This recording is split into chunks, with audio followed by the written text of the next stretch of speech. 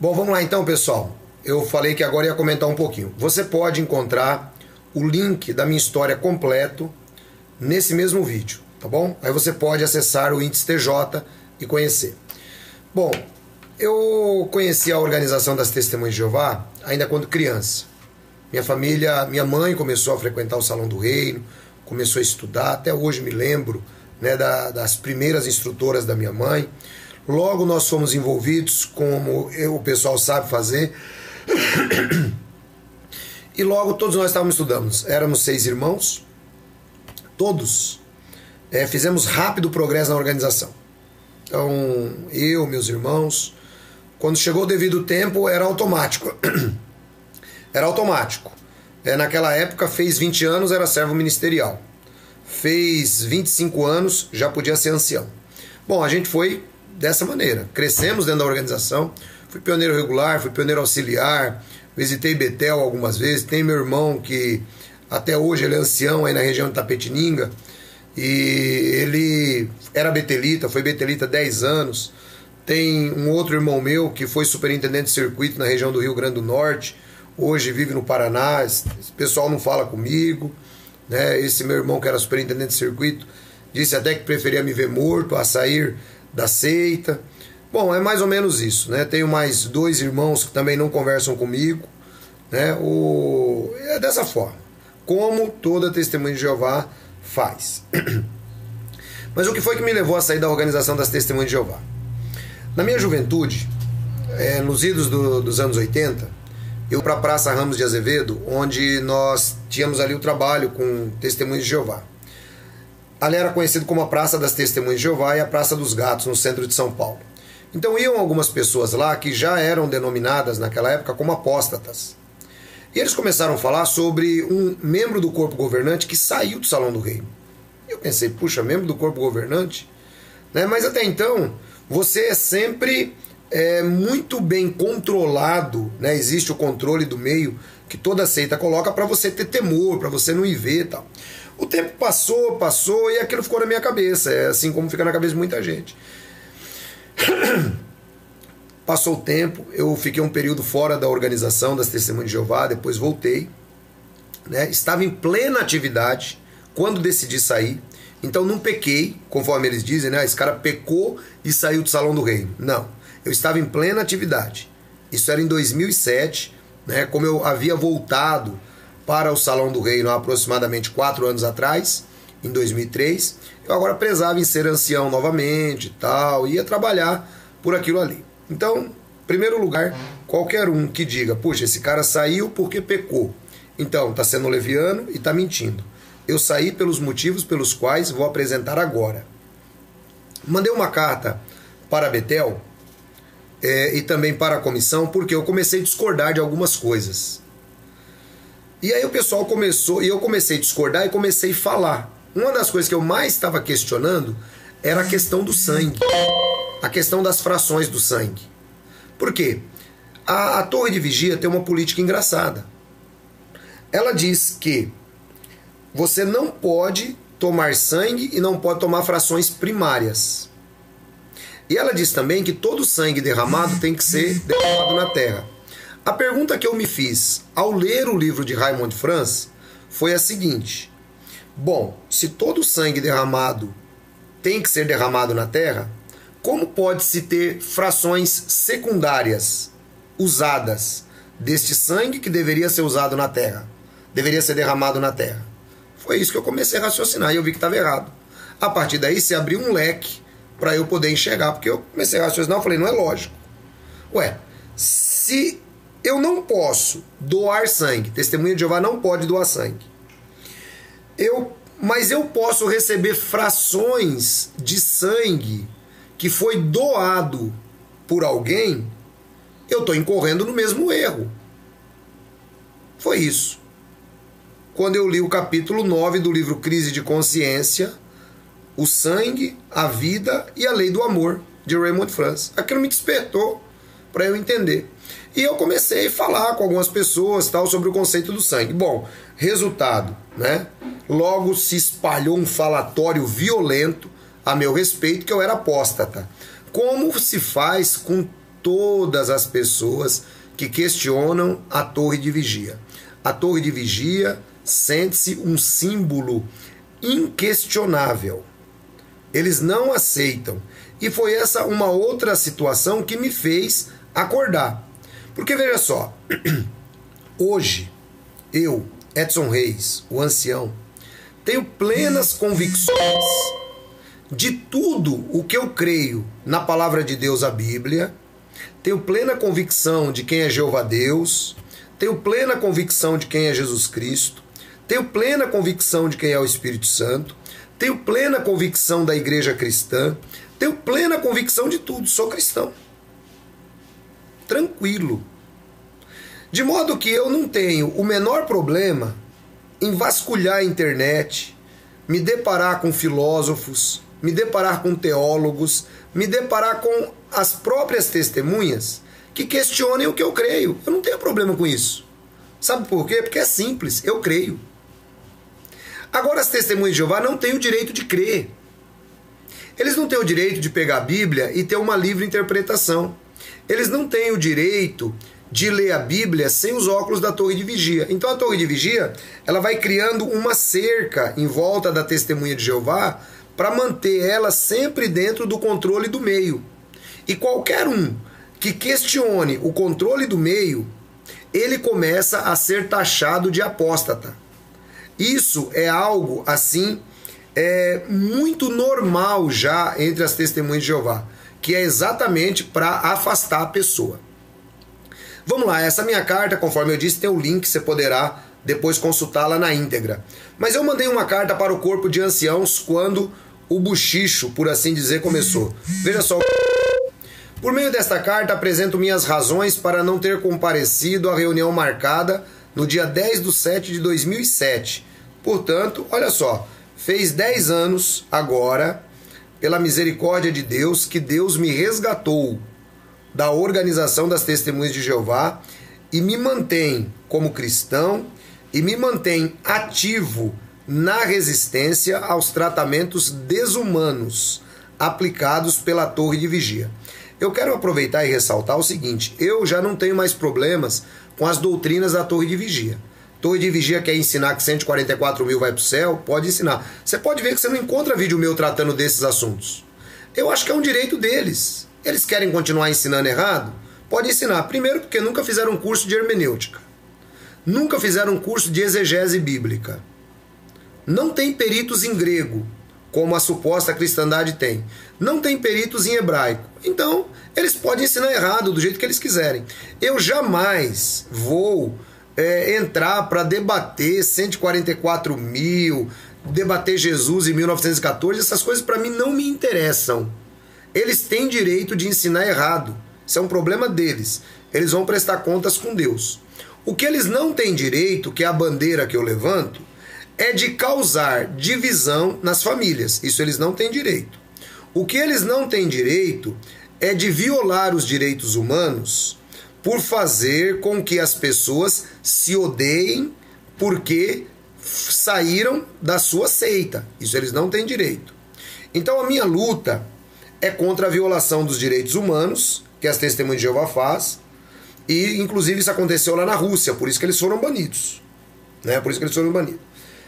A minha luta é contra a discriminação religiosa que as testemunhas não aceitam. Eles não querem ser discriminados. Como eles estão entrando com casos lá em Seul, estão entrando com causas na Rússia, no Supremo Tribunal. Mas eles discriminam abertamente a quem sai. É só você consultar os meus vídeos. Então a minha causa é essa. Eu pretendo tratar disso. A hora que a torre de vigia disser assim, ó, tá bom, nós reconhecemos, nós erramos, então agora a gente está mudando esse assunto. Agora a gente vai tratar as pessoas que saíram com respeito.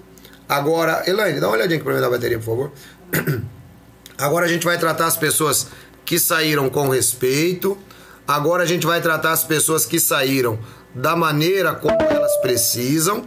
Aí sim, aí agora as Testemunhas de Jeová vão ter o meu respeito nesse aspecto. As suas doutrinas falsas são problemas deles. São guias cegos encaminhando outros para o lago de fogo. Eu não vou tratar disso. Para isso temos diversos teólogos, né? Eu tenho vários vídeos, mas não vou tratar disso. Meu problema é com a discriminação. Então vamos lá para minha carta. Ao chegar de viagem, contatei o irmão Y. Este me disse que havia grande falatório com respeito a alguma coisa que eu havia dito e que levara o assunto ao superintendente de circuito, que por sua vez o designou junto com outros anciãos para conversarem comigo. Bom, esse irmão Y era um amigo meu de infância. Eu tinha comentado com ele que eu não concordava mais com essa questão do sangue. E aí ele foi lá, que ele era leal à torre, né? Aí ele foi lá e levou para o superintendente de circuito. O superintendente de circuito mandou fazer uma comissão comigo. Tentei explicar-lhe que talvez houvesse sido algum mal-entendido e que por muito tempo eu não ia para aquela região e tampouco havia conversado com pessoas ali. O mesmo me disse que queria esclarecer os falatórios em uma reunião com a data programada. Sugeri que, se eu havia pessoalmente errado contra alguém, que eles incentivassem a pessoa a conversar comigo, com base em Mateus 18,15. Ele insistiu simplesmente em dar o recado, como que por desencargo de consciência, que eu deveria participar da reunião. Chegado o dia, não compareci. Em resultado, o ancião me telefonou em tom agressivo, dizendo que se eu não entrasse em contato com eles, eu seria julgado à revelia. Então veja só o que resultou o caminho para a desassociação. Segundo eles, eu havia comentado com alguém sobre essa questão aí do sangue, né? E ele comentou com o superintendente de circuito, eles detectaram que isso era apostasia, quer dizer, você não pode discordar da torre de vigia. Aí eles queriam marcar uma comissão judicativa comigo. Eu, como já havia sido ancião, é claro, eu estou sabendo o caminho que vai, eu não fui. Ele ficou bravo comigo e falou que ia me desassociar à revelia. Tipo assim, ó, se você não aparecer, você vai ser desassociado. Aí agora eu continuo minha carta. É por esse motivo que vos escrevo.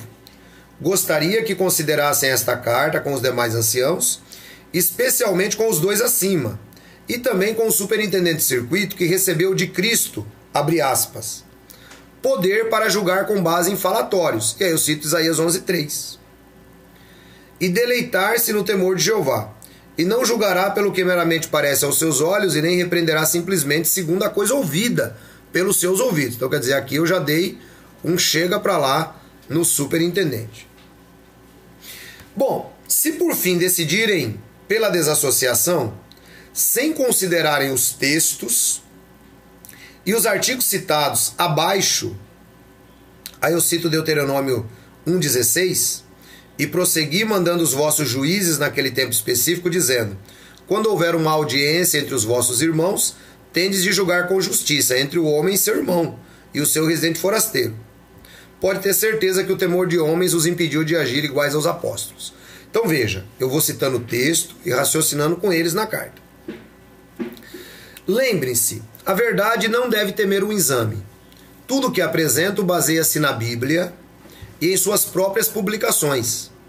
Esperam que não tome a atitude dos líderes religiosos citados no livro de Atos 7,57. Aí eu cito o texto. A isto eles clamaram ao máximo da sua voz e puseram as mãos sobre os ouvidos e se arremeteram a uma contra ele.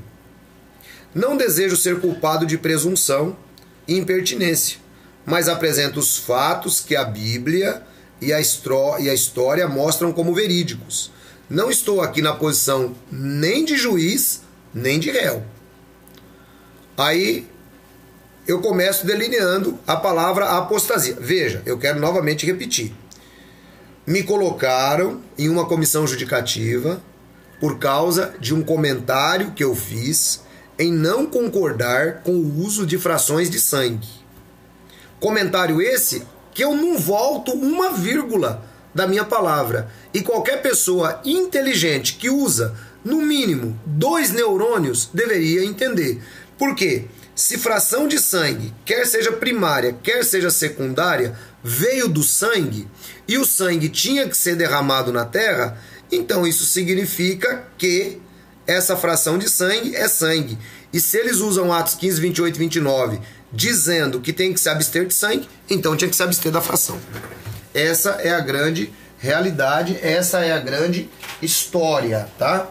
Então tá aí para os acusadores de plantão, tá? Alguns acusadores de plantão que tentam denegrir a nossa imagem, que a gente, dizendo que a gente pecou, fez isso, fez aquilo, e por isso é da organização. Não, tá aqui o motivo. E tô lendo a minha carta. Aí eu começo assim, ó. Em primeiro lugar, eu vou ensinar para o corpo governante agora o que é a palavra apostasia. Isso serve para qualquer testemunha de Jeová que está me assistindo. Em primeiro lugar, a palavra apostasia, em grego, apostasis, estar longe de, não se refere a um mero desvio ou afastamento em relação à sua fé e prática religiosa. Tem o sentido de afastamento definitivo e deliberado de alguma coisa, uma renúncia à sua fé anterior ou doutrinação. Bom, a minha fé anterior, eu entendo que era em Jeová Deus. A minha fé anterior, eu entendo que era em Jesus. Eu não rejeitei essa fé. Eu não me afastei de Jeová, eu não me afastei de Jesus. Então, está aqui já rebatendo a ideia de apostasia. Pode manifestar-se abertamente ou de modo oculto, sendo apostasia um desvio da fé cristã. Desvio da fé cristã, não desvio dos ensinamentos da torre de vigia. Digo-lhes que isso não aconteceu comigo, pois continuo professando abertamente a crença em um único Deus, a saber, Jeová, no seu Filho Jesus. Tampouco rejeitei qualquer ensinamento delineado na palavra de Deus. O que me acusam é de falar coisas contra a organização ou de possuir publicações que são contra os ensinos da organização. Nessa ocasião, eu tinha o livro Crise de Consciência, de Raymond Franz.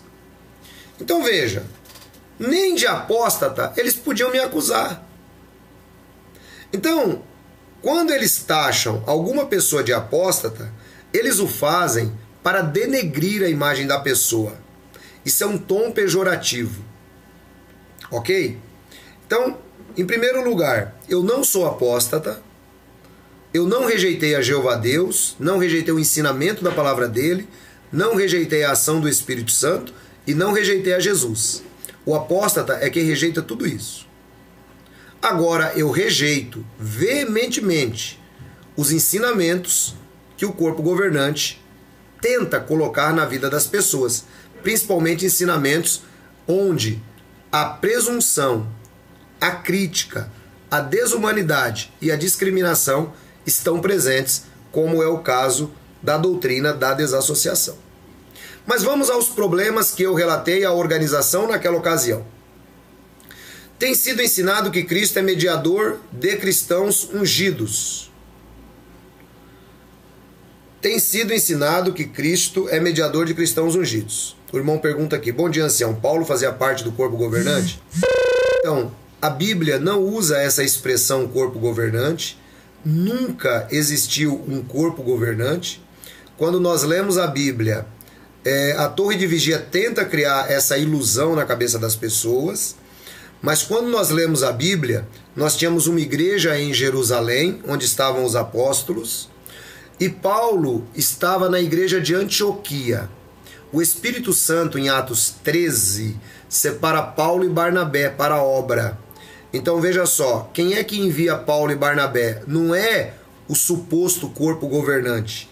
Quem envia Paulo e Barnabé é a igreja de Antioquia, indicando que a situação das igrejas eram autônomas e quem as conduzia era o Espírito Santo de Deus. Então nunca existiu um corpo governante. Nunca existiu um corpo governante. Esse é o primeiro ponto. Então tem sido ensinado que Jesus é mediador apenas dos cristãos ungidos. Aí, porque as testemunhas de Jeová acreditam, e tem testemunha de Jeová que está assistindo agora que vai dizer assim, puxa vida, eu não sabia disso. Eles acreditam que Jesus não é mediador das testemunhas de Jeová em geral. Eles acreditam que Jesus é mediador só dos 144 mil. Veja só, porque eu vou citar a Sentinela, vou citar os livros. Claramente, pois o novo pacto não é um arranjo livre e aberto a toda a humanidade. Trata-se de uma cuidadosa provisão legal envolvendo Deus e os cristãos ungidos. A revista Sentinela, 15/8/89.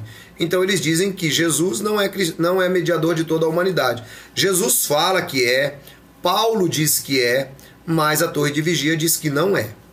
Aí depois eu tenho o livro Segurança Mundial sob o Príncipe da Paz. Está escrito: Jesus Cristo não é mediador entre Jeová Deus e toda a humanidade.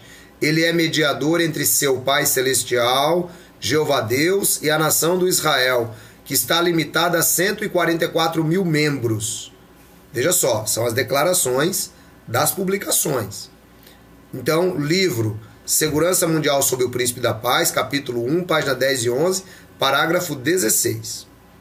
Bom, o que é que a Bíblia diz? Aí eu faço o contraponto. Eles dizem isso e eu vou para a Bíblia. Há um só mediador entre Deus e os homens, um homem, Cristo Jesus.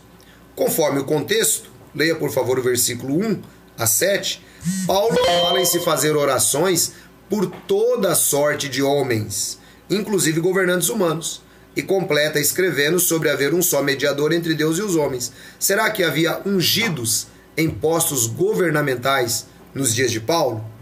Essa pergunta, até hoje, o corpo governante não me explicou. Até hoje, o corpo governante não me explicou. Vamos lá. Segundo, a organização ensina que os últimos dias começaram em 1914. A Sentinela, 15/10. O que diz a palavra de Deus? Veja que o contraponto é a Sentinela versus o que eu estudei na Bíblia. Porque eu comecei a estudar a Bíblia. Você entendeu? Aí foi que eu comecei a ver que estava tudo errado. A Sentinela diz que que os últimos dias começaram em 1914. O que diz a palavra de Deus?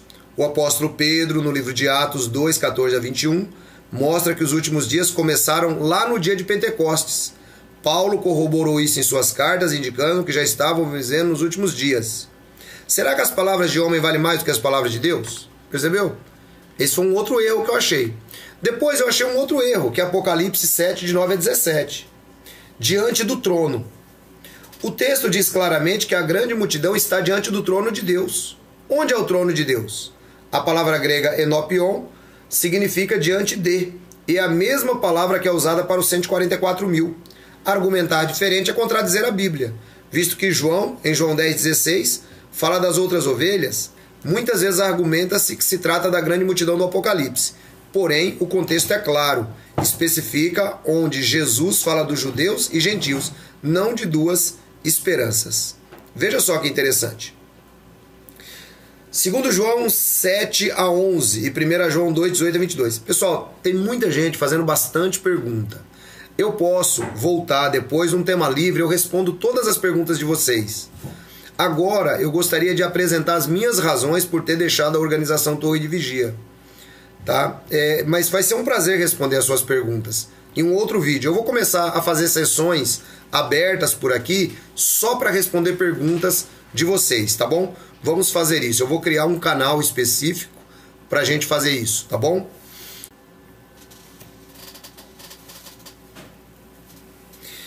Bom, vamos lá. 2 João 7 a 11 e 1 João 2, 18 a 22, que eles dizem que não pode conversar com desassociado.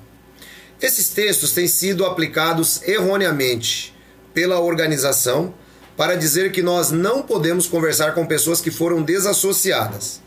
Antes de aplicar esses textos, os irmãos farão bem em considerar cada contexto e verificar que lá, nos dias do apóstolo João, estava se desenvolvendo uma tendência de negar a Cristo vindo na carne. Era o movimento gnóstico.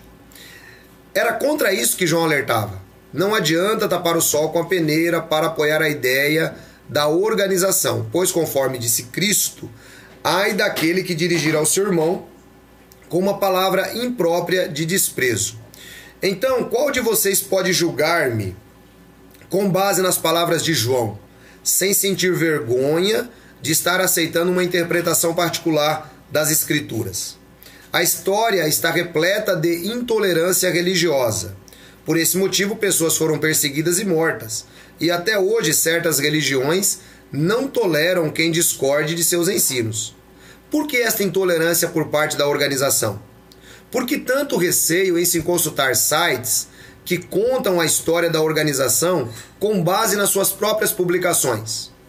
Fico analisando e vejo que a palavra de Deus, em mais de 5.000 anos de história, continua sendo imutável, mas os ensinos da organização não conseguem suportar a prova do tempo.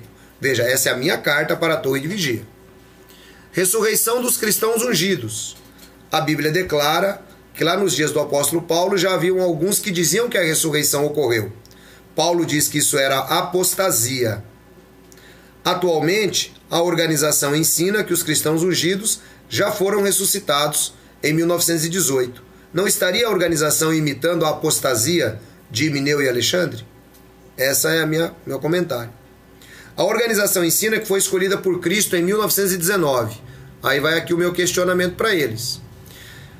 Como poderia ter sido escolhida por Cristo em 1919 se até 1928 ela admitia que a grande pirâmide de Gizé era uma testemunha de Jeová, sentinela do 1 de 2000, páginas 9 a 10, e que, embora contivesse demoníacos signos da astrologia. Você sabe que muitos dos cálculos de Russell foram feitos com base na pirâmide. Muitos dos cálculos de Russell foram feitos com base nas pirâmides, né? Hoje é dia 25 de julho, às 11 horas da noite, eu estarei sim no programa Vejam Só, tá bom? Deus abençoe vocês. Serviço militar alternativo. Bom, você não sabe, mas as testemunhas de Jeová não servem ao exército por questão de lei do país, isso não é particularidade deles também, qualquer pessoa pode fazer isso. Só entrar com pedido de isenção militar e apresentar o porquê, né? Mas aconteceu algo muito engraçado, olha só. Por que as normas restritivas da organização referente ao serviço militar e ao serviço alternativo duraram por tanto tempo, enquanto muitos irmãos sofriam encarceramento e morte, vindo esta norma a ser revogada somente a sentinela de 1/5 de 96? Quem é o responsável pelas mortes injustas causadas? Deus ou o corpo governante? Não me diga que a organização é perfeita, mas os irmãos são imperfeitos. Afinal, quem toma as decisões em nome da organização são os homens do corpo governante, conforme 2 Coríntios 10:5. Os pensamentos dos cristãos devem ser trazidos ao cativeiro para obedecer somente a Cristo. Mas noto que o que torna prejudicial é o conceito que se faz da organização. Que qualquer coisa que a organização diga é como se o próprio Jeová estivesse dizendo. Penso que nesse conceito a palavra organização parece possuir uma imagem própria. Você vê, isso eu falei lá em 2007. E hoje está se comprovando aí com o JW na vida das testemunhas de Jeová. É por isso que os irmãos, sem se darem conta, são cativos desse conceito. Creio que as ações da organização durante a história têm denegrido a imagem de Jesus Cristo, pois toda a ênfase é dada a crer que a organização é um instrumento escolhido por Deus. Pergunto, como pode Deus usar instrumentos que têm causado tantos sofrimentos àqueles que discordam dos seus ensinamentos? É isso. Transplantes. A Torre de Vigia dizia até 1980 que transplante de órgão era canibalismo. De 68 até 80, os transplantes de órgãos foram considerados canibalismo pela organização. A quem cabe a culpa de sangue? Pelas pessoas que morreram de 68 até 80 por não tomarem transfusão de sangue. A abertura da chamada celestial depois de 1935. Desde quando os homens podem estabelecer datas para Deus abrir ou fechar a chamada? O que gerou este novo entendimento? Foi a nova luz ou o fato de que agora no corpo governante já não resta quase ninguém que se batizou em 1935? Né? Eu abreviei, porque isso aqui é engraçado. Eles dizem que só podia ser ungido quem se batizou até 1935. Bom, mas conforme diz Isaías 28:20, a cama ficou pequena e o lençol estreito. Eles não conseguiram sustentar essa mentira. Então eles tiveram que mudar, porque hoje, se não todos, a grande maioria dos 7 membros do corpo governante, todos se batizaram depois de 1935. Então como é que sustenta aquilo que se falava antes? Mudando a norma. É simples, né? E aí reabriram a chamada celestial. Isso é muito interessante, eu vou fazer um vídeo depois falando só sobre isso. Eles diziam que até 1935, quem entrou tinha chamada celestial. Depois era das outras ovelhas. Aí depois o que aconteceu? Em 2007, entrando em 2008, eles mudaram. Abriram a chamada celestial de novo.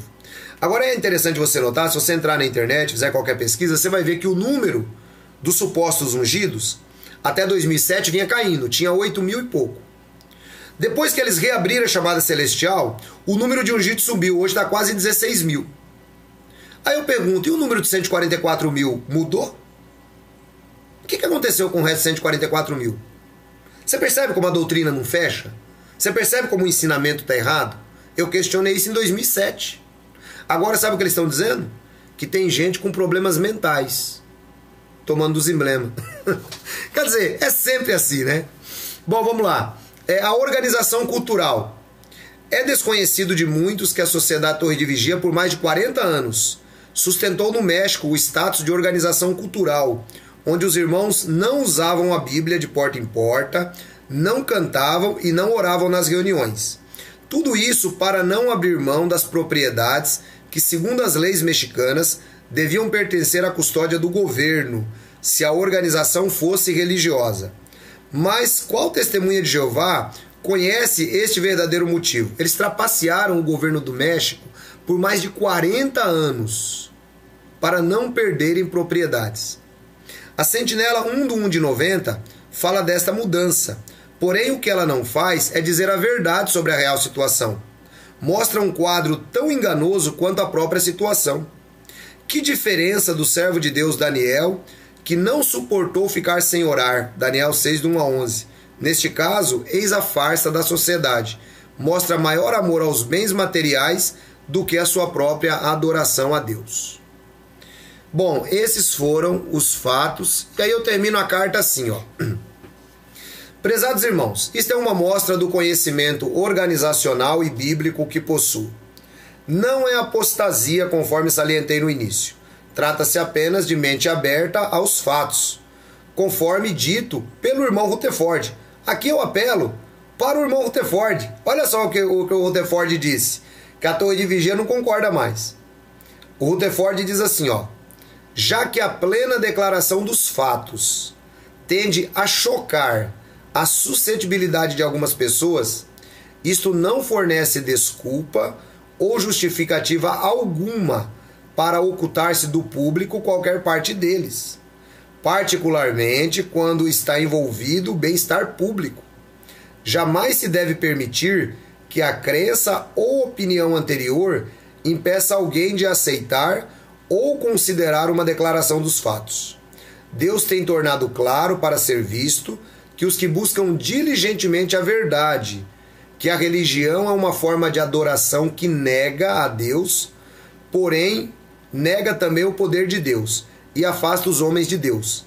A religião e o cristianismo estão, portanto, exatamente em oposição uns aos outros. Isso é o folheto do Rutherford, Encare os Fatos. No início, os fatos tendem a chocar, mas nem por isso devem ficar ocultados. Assim, faço a mesma pergunta de Atos 4:19. Tanto Jesus Cristo como os apóstolos foram perseguidos por apresentarem a verdade. Se vocês puderem me contradizer biblicamente e historicamente referente aos fatos acima, aí sim, podem me desassociar, conforme disse o nosso irmão Y, à revelia. Mas se depois de examinar essas informações, sua consciência constatar que nada sabem sobre eles, e ainda assim insistirem em me desassociar, então acredito que podemos conversar com base na palavra de Deus. Será um diálogo aberto e honesto sobre os pontos acima, visto que, conforme disse Paulo, ser julgado por vocês ou por qualquer outro tribunal humano, para mim não tem a menor importância. Eu não julgo nem a mim mesmo, minha consciência está limpa. Isso não prova que sou de fato inocente, quem me julga é o Senhor. Eu cito 1 Coríntios 4:3. Se decidirem desassociar-me sem considerar esses textos e os artigos, podem ter certeza que o temor de homens os impediu de agir iguais aos apóstolos. Lembrem-se, a verdade não teme o exame, mas uma organização culpada de sangue e injustiça teme muito. Também gostaria de salientar que, convencido como estou do seu conhecimento das Escrituras, sou incapaz de pensar que vocês acreditem que a filiação a uma organização seja o fator decisivo no julgamento de Cristo.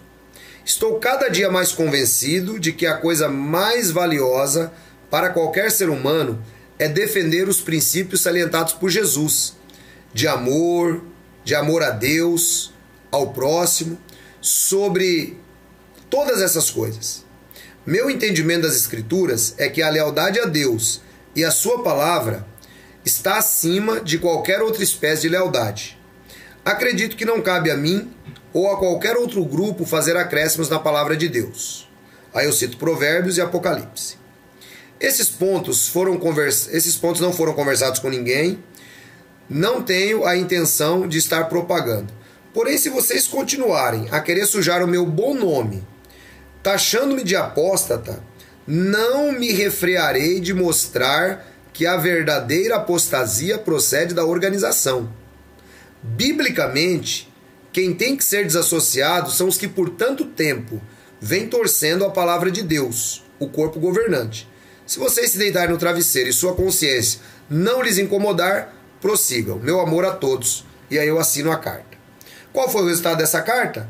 Bom, eles levaram 6 meses, foi fazendo comissão judicativa e eu rebatendo, e os caras não tinham argumento comigo. Por último de tudo, eles falaram, ó, vamos fazer o seguinte, pra gente não dá, vamos mandar sua carta pra Betel. Bom, quando eles mandaram pra Betel, voltou carimbada, desassociado. Claro, não tem resposta. Não tem resposta, fazer o quê? Então é isso daí. Então tá aí a minha história pra você, tá? Pra você conhecer, pra você divulgar, pra você saber quem é o ancião. E eu me orgulho hoje de ser uma das mais importantes representações no país a lutar contra a intolerância da torre de vigia. Pela graça de Deus a que me foi dada, eu consigo pastorear um povo levando-os ao conhecimento exato da verdade e eu consigo manter esse trabalho aqui falando com você. O que você pode fazer é continuar me ajudando por divulgar os nossos vídeos, tá bom? Deus abençoe vocês, um grande abraço. Prazer, eu sou o Ancião.